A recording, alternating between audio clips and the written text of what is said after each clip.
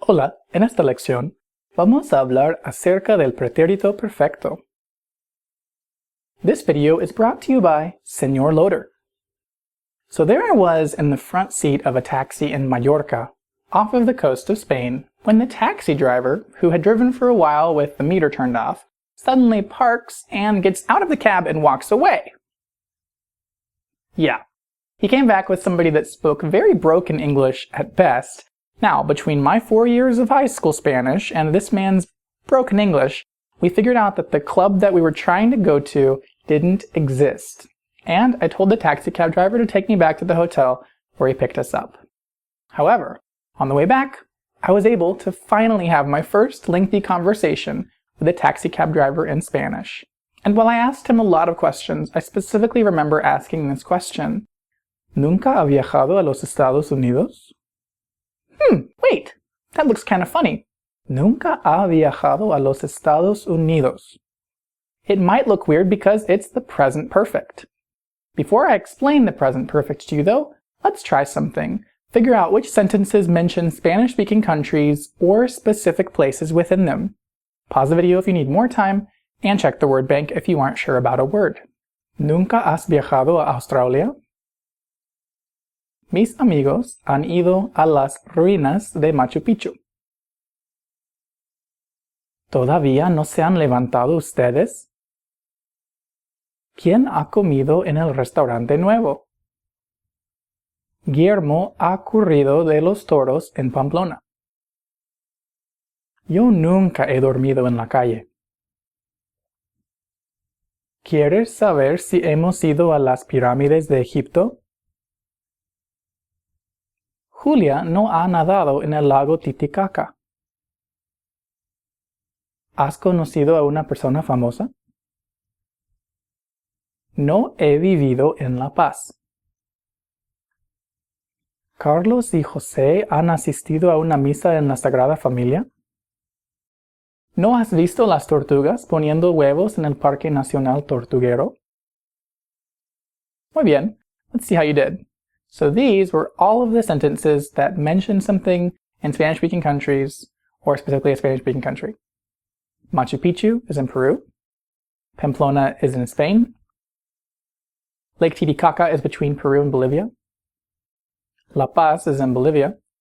La Sagrada Familia is a church in Barcelona, Spain. And El Parque Nacional Tortuguero is in Costa Rica. Bien?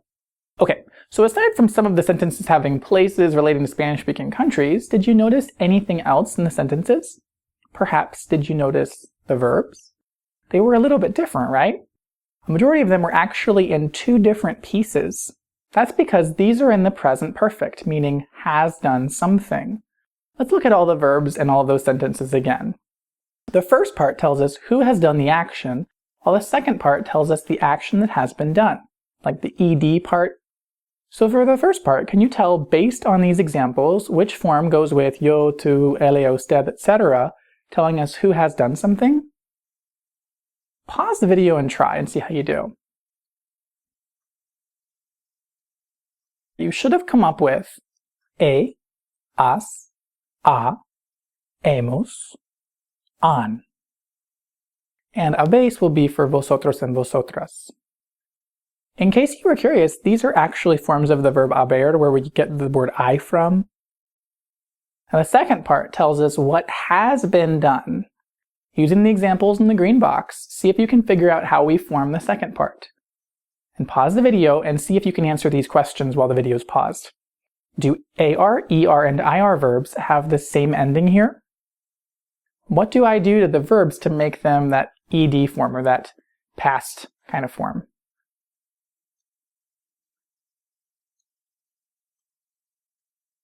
The first question, no. Second one, how do we form them? In case it threw you off, I probably should have mentioned that visto is a weird one though. It doesn't follow the general rule. It's irregular. We'll go over it later. Okay, so here's how it works. For AR verbs, we take off the R and add DO. For ER verbs, we take off the ER and add IDO. And for IR verbs, we take off the R and add DO. So you'll notice that ER verbs are weird ones because they end in IDO instead of EDO, and they're just kind of copying those IR verbs. Except for visto, which is actually from the verb ver, to see, which again is irregular here. We'll talk about that in a different video. So see if you can see that different people have talked. Like I have talked, you have talked, he has talked, she has talked, we have talked, they have talked, and you all have talked. Pause the video if you need more time. So the first thing that I do is do the first part. So we have has, hemos, habéis, and han, right? And then for hablar, take off the R, add the do, and you have hablado, and then put that at the end of all of them. It'd be the same. So we come up with he hablado, I have talked, has hablado, you have talked, ha hablado, he or she has talked, or you formal have talked, hemos hablado, we have talked, habéis hablado, you all have talked in Spain, and han hablado, they have talked, or you all have talked.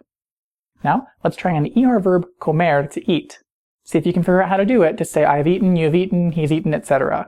Pause the video if you need more time. Okay, so we're going to do the first part first. We have has, hemos, habéis, and han in those boxes. And then look at comer. Remember the rule is take off that ER and then add IDO, and we come up with comido. Put that behind every single one of those, and you have he comido, I have eaten, has comido, you have eaten, ha comido, he or she has eaten, hemos comido, we have eaten, habéis comido, you all have eaten in Spain, han comido, they have eaten, or you all have eaten. Let's try one more, an IR verb, dormir, to sleep. See if you can figure out how to say I have slept, you have slept, etc. Pause the video if you need more time. Again, do the first part.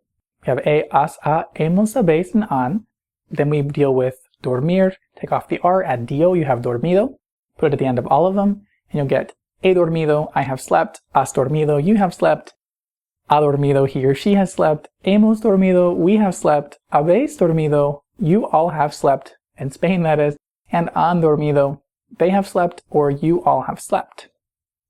It's not too hard, but okay, now direct object pronouns, indirect object pronouns, and reflexive pronouns will go after the subject pronouns, yo, tú, él, ella, usted, etc., and after a no if the sentence is negative, and before the verb phrase, as usual. For example, no me he levantado, I haven't gotten up. Él se ha dormido, or ella se ha dormido, he or she has gone to sleep. So notice that the me goes before the verb phrase, but after the no, as they usually do, and the se goes before the verb phrase. Meaning that we can't attach these like we did to the ing form, so please don't get confused and think you can attach it to the end of these. They're not the ing, they're different. Of course, if we have a longer verb phrase that includes the ing or infinitive forms, we can attach. Here are some examples. No le hemos necesitado hablar a Vanessa. We haven't needed to talk to Vanessa. Or no hemos necesitado hablarle a Vanessa. Or with an ing, ¿te has estado sintiendo enfermo? Have you been feeling sick? And so we can attach that te to the end of the ing form. ¿Has estado sintiéndote enfermo? And if you put it at the beginning or the end of either phrase, it's not going to make any difference in meaning. It's the same meaning, it's just personal preference. So, did you figure out what I asked the taxi cab driver when I asked him, ¿Nunca ha viajado a los Estados Unidos? Have you ever traveled to the United States? Literally, never have you traveled to the States United. Why didn't I just use the preterite? Well, the present perfect and the preterite are just a little bit different. How so, you might ask?